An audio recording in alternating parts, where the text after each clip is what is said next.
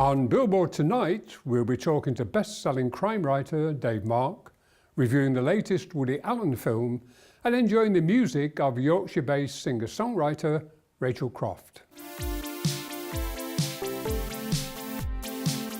Good evening and welcome to Billboard with me, Ted Stanley, for a roundup of theatre, music, art and literature across the Humber region. The Riverhead Theatre Company have realised a long-standing dream to perform Mel Brooks's madcap musical The Producers, in which a luckless Broadway producer hatches a crazy scam. Mount the worst ever show and scarper with the funds when it flops. Tony Barker caught up with director Martin Beaumont in the middle of rehearsals. In probably 35 years of theatre going, it is by far and away the funniest musical I've ever seen. We saw it originally in the West End. It came across from Broadway. It was a massive hit. We've wanted to do the show ever since. We got the rights to perform the show locally for the first time, probably about 4 years ago. We've been waiting for so long to do it. It's great to finally have the chance. So you've kept this sort of under wraps in a way because you wanted a biggie to go back to a whole new theatre with? Yeah, absolutely. And it is one of the biggest shows I've worked on. We've got a cast of about 60, probably. It's a full-on Broadway razzmatazz, but also a really funny script, loads of comedy characters, big set, big costumes. It's the most we've ever spent on a costume budget, this show. So it is a really big piece. You can see the Riverhead Theatre Company's production of The Producers at the Hull New Theatre from the 20th to the 24th of March. Tickets from www.hulltheatres.co.uk. During his 7 years as a crime reporter with the Yorkshire Post, crime fiction writer Dave Mark walked the streets of Hull that would later become the setting for his internationally best-selling detective novels. Now, his debut novel, Dark Winter, has been adapted for the stage with performances at the Hull Truck Theatre during March. Our North Bank literary correspondent, Julie Barker, went to meet him. I think I'm meant to be a creative writer. I think if I'd been born in a different time, I would have been chiseling stories into a rock face with an early stone tool. I just find reality to be somewhat lacking. The stories that I need to tell just consume me so completely, and I was the same even as a child. I just knew that was what I wanted to be. That was essentially what I was for, and now I've spent most of my life trying to get to what I like to think of as somewhere approximating a career as a novelist. Okay, thank you. What is it about crime fiction that fascinates you most? I think it's the age-old story, isn't it? I think the human beings have never quite got over the fact that we end. We come to an end, we die.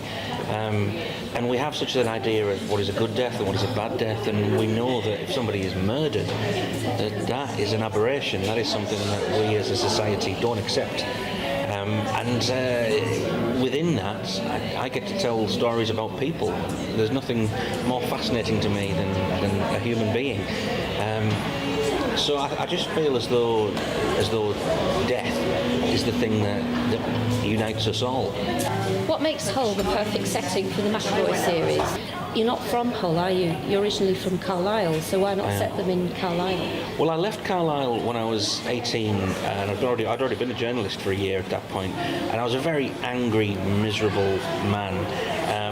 And my stories will be remembered that way, I'm afraid. If I was to write about Carlisle now, it would be the Carlisle seen through the lens of a miserable teenager with purple hair. And I really have moved on from then. Hull is the place where I just found a canvas that was perfect for the stories I wanted to tell. Because you've digressed into the historical crime fiction side as well. Indeed, yes. Did you have to do a lot of research into the historical side of Hull? I did. I had no idea how little I knew until I started writing. I knew the story I wanted to tell. It eventually became The Zealot's Bones by my alter ego D.M. Mark. Not much of an alter ego, if I'm honest. And I knew I wanted to tell a story about a serial killer during a plague, because that's the kind of mind that I have.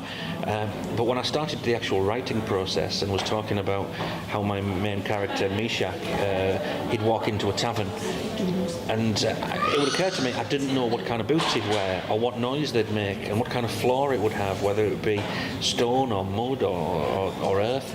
And that's when you have to stop and do more research than you needed, perhaps. You need to feel it, absorb it and live it.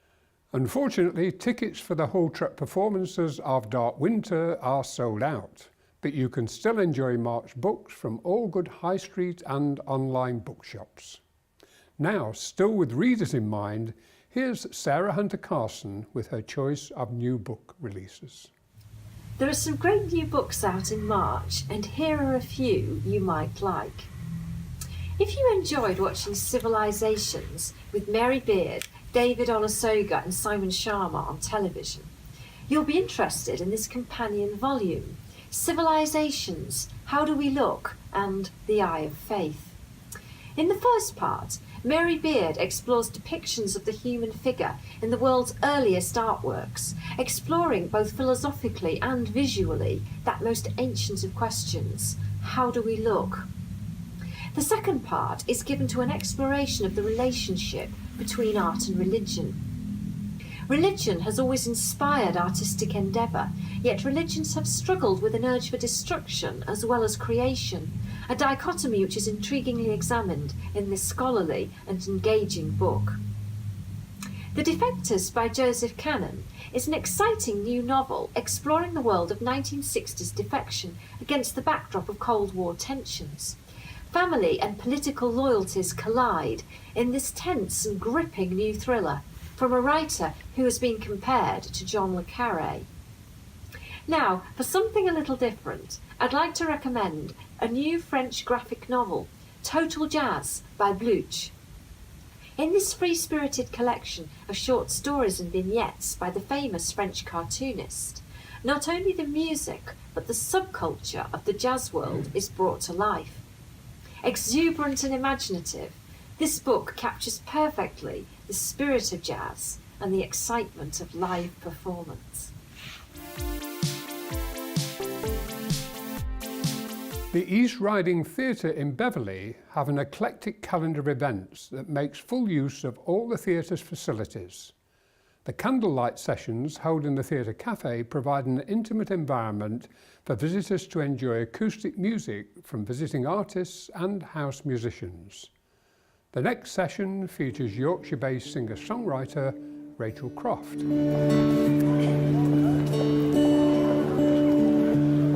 Graduating from York University, Rachel is a self-taught musician who includes in her musical influences Joni Mitchell, Eva Cassidy and London Grammar. She started performing as a busker in York City Centre before going on to play clubs, theatres and music festivals, supporting some of the top folk artists, including Bronwyn Brent, who she plays with at Newball Village Hall on Friday the 16th of March. Her new single, Only Dreams, has just been released and work is progressing on her first album, due out in the summer. Thank you. We'll walk in fields of gold. Rachel is at the East Riding Theatre on Saturday the 15th of April. Tickets are available from www.eastridingtheatre.co.uk, or you can call the box office on 01472 874 050. After the break, we'll be finding out what's happening at the Riverhead Theatre in Louth, taking a look at the latest film releases and what's on where you are in box office. But now, with her new single, Only Dreams, the golden voice of Rachel Croft. Burning lungs can turn around.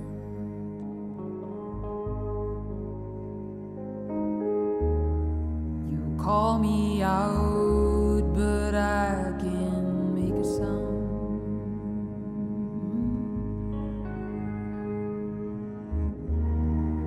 Run so fast, think I might fly.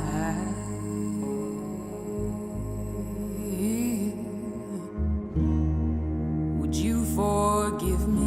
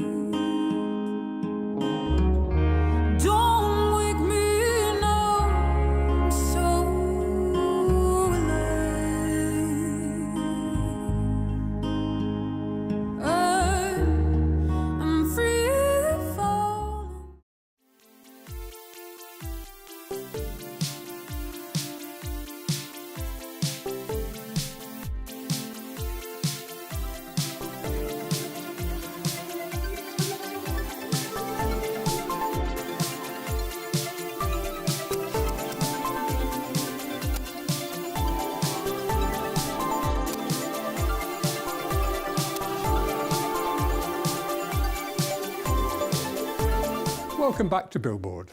Still to come on tonight's show, we visit a new art exhibition at the Riverhead Theatre, find out what's on where you are in box office, and enjoy more music from Rachel Croft.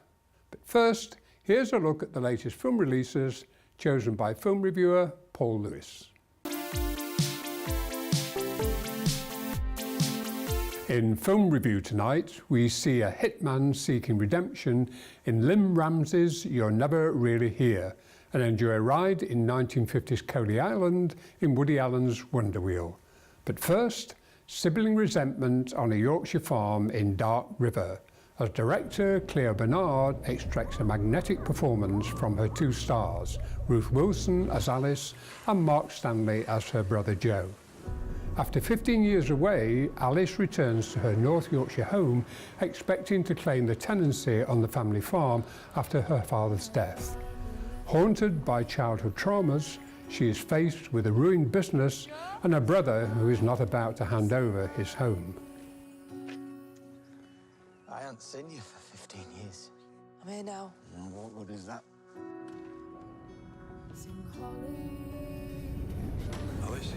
With echoes of Taxi Driver, Scottish director Lynn Ramsey's You Were Never Really Here is a broody and soulful film starring Joaquin Phoenix as a deadly hitman sent to rescue a politician's daughter from an underage sex ring. Tone, please leave a message. It's done. Man called. He wants to see you right away. Woody Allen's latest offering, Wonder Wheel, sees the unlikely pairing of Kate Winslet as Ginny, a bored 1950s housewife with an abusive husband, and Justin Timberlake as a Coney Island lifeguard who becomes a distraction from Ginny's mundane existence and her certain downfall. I'm Ginny. I'm Pumpty's daughter. Here's wife. Is he gonna be surprised? I'm marked. They're gonna kill me. That's what you get when you marry a gangster. Will Gluck's Peter Rabbit follows the adventures of Beatrix Potter's mischievous and adventurous hero, voiced by James Corden, as he vies with his arch-rival Mr. McGregor, voiced by Domhnall Gleeson, for the affections of his animal-loving neighbour. Flopsy, Mopsy and Cottontail provide the supporting cast. Anything? Wait, didn't you try to eat me? Show me your teeth. Do like a goat, like... It was you! I knew it! How are you? So good to see you. Out in DVD and Blu-ray, Powerhouse Films' Gumshoe and Otley, starring Tom Courtenay, are also worth a look. Amateur Dramatic Society, the Louth Playgoers, formed in the 1930s, operated from a variety of venues in the town before moving to their new home at the Riverhead Theatre in 2002. Converted from a Victorian drill hall, the £2.5 million theatre provided incomparable facilities for the resident company and touring groups. We went to find out what's happening now and plans for the future from new theatre manager Tracy McKenzie. Well, the theatre's run by Louth Playgoers Society, and they're an amateur theatre group, and they put on 6 to 7 plays a year, plus a musical and a pantomime. And we also bring in professional companies such as New London Opera, Hot Buckle Theatre, and anyone that we find really that we think suitable and would please our audiences. At the moment, the Amateur Society are in rehearsals for Turn of the Screw, which is being directed by Chris Rosier. It started again. No, please. Not 2 minutes ago, on this very step. Quint? No, his woman. Standing here, trying to stare me out. And what did you do, miss? I stared back. Oh. I stared the creature down. Do you think she frightens me? Well, what's more, there's another one of them out there. Another? Oh, no. I tell you, there's someone in the grounds on the prowl. Oh, it's absolutely fantastic, as I've been acting myself for about 40 years and I have never acted anywhere so superb. It's a purpose-built theatre. It has all of the back-of-house facilities that you would expect. Fantastic costumes, scenery, lighting, sound. It is in every way professional. And when you come from acting as I've been doing, perhaps getting changed in the toilet or something, it makes a rather nice change. The theatre is actually run largely by volunteers. All the people you see here in the evening, doing lighting, sound, front of house, they're all volunteers. And in fact, my assistant manager, Frances Brindle, started as a volunteer. I've been part of Louth Playgoers for 24 years. I started off acting on the stage at Newmarket, and I've carried on as we've moved through to this new building, and I'm still here now. I've done a bit of everything, really. I think everything apart from sound. I've done a bit of lighting, I've done box office, front of house, bar, on stage, directing, a bit of everything. I think volunteering is good for people because it's a sense of well-being and a sense of feeling good about doing something to help other people. And down here, there's something for everybody to do. There's several plans, actually, because I literally have just been made manager. But the first one is that I've handed over the gallery wall to be managed by Jeff Stone, my colleague, and asked him to develop it and to network with other artists around the region. There's always been a small exhibition space here, and we saw the opportunity to re-energise it. This month we have a Louth-based artist called Debbie Geddes. Well, I had actually seen her work exhibited in the town last year and liked it, and I thought it would look good here. The vision is to engage with more people. I want to please our current audience, but I'd also want to get more people through the door to make them feel that it's a comfortable place to come in. I'm opening a cafe here so people can drop in during the day, and we've got various groups starting, a mother and baby group, and a new choir, actually, for senior people, such as myself. So it's just to make it more accessible, really. I think some people pass every day but don't realise that we're a community theatre. Now for a roundup of what's on where you are in box office. At the Grimsby Central Hall, you can hear a choral spectacular with the National Association of Choirs on Saturday the 24th of March, and watch the Jade Academy dancing through the musicals on Sunday the 25th of March.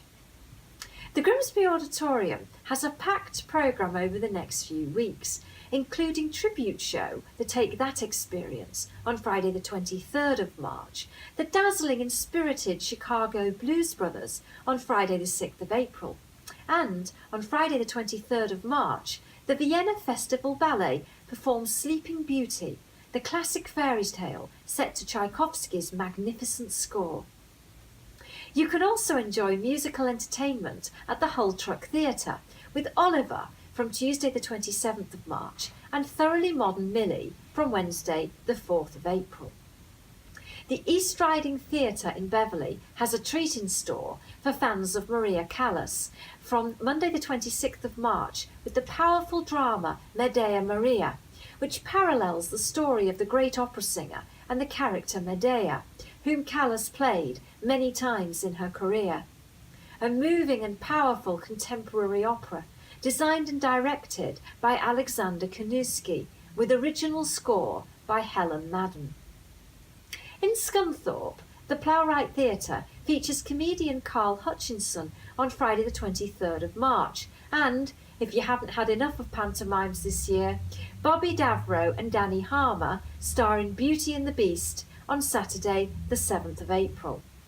That's almost all for tonight's show. Next time on Billboard, we visit the East Riding Theatre in Beverley, discover the plans for the legacy of Hull's City of Culture, and catch up with Elvis tribute act Ben Portsmouth on his worldwide tour. Details of the events featured in tonight's programme can be found at www.billboardtv.uk.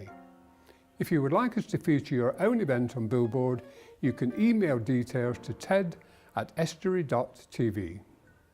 Thank you for joining us. From everyone on the Billboard team, we look forward to seeing you again in April, here reflecting the jazz influences of Billie Holiday and Ella Fitzgerald, the very versatile Rachel Croft.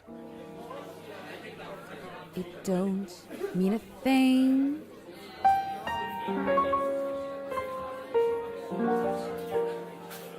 If it ain't got that swing.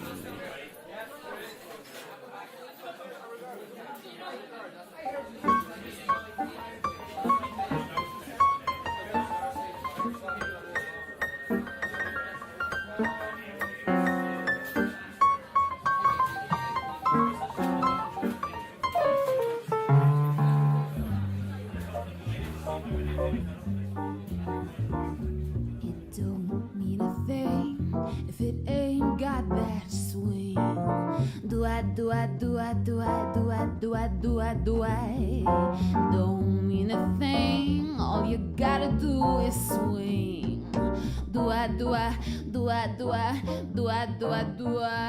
Makes no difference if